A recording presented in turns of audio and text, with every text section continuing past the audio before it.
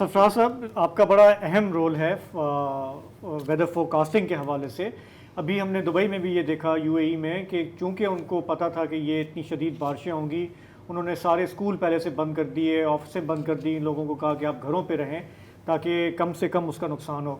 थोड़ा सा अब ये हमें बता दें हमारे देखने वालों को भी कि ये जो सिलसिला पाकिस्तान में दाखिल हो चुका है गवादर के रास्ते, बलूचिस्तान के रास्ते, तो आने वाले एक दो दिन में कहाँ कहाँ इम्पैक्ट आएगा, ताकि हमसे फिर जो हो सकता है तो हम वो एहतियाती तदाबीर लें।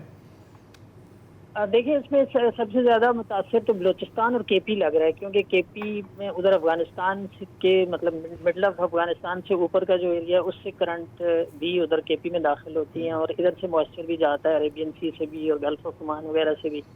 तो गुज़श्ता रात से बारिश चल रही है, जो आपके जीवानी और गवादर शहर हैं और पसनी और पंजगूर, तुर्बत, इन पूरे इलाकों में बहुत तेज़ स्पेल हो चुका है। यानी 85 मिलीमीटर, 95 मिलीमीटर, ये फिगर्स हैं गवादर और उसकी आपकी जीवानी शहर की, और इसी तरह से 40 मिलीमीटर से ऊपर।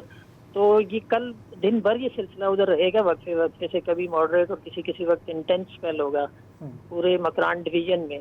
और इसी तरह से नॉर्थ ईस्ट बलूचिस्तान है जो, उसमें तो अगले 2 दिन तक दिखाई दे रहा है कि ये स्पेल चलता रहेगा। और केपी में खासकर केपी के जो पेशावर से ऊपर ऊपर का जो इलाका है, पूरा मालाकंड डिवीजन, हजारा डिवीजन और इस तरह से खिता कोटफार, इस्लामाबाद से नॉर्थवर्ड जो एरिया है, इन तमाम एरियाज में तेज स्पेल है अगले 2 दिनों में।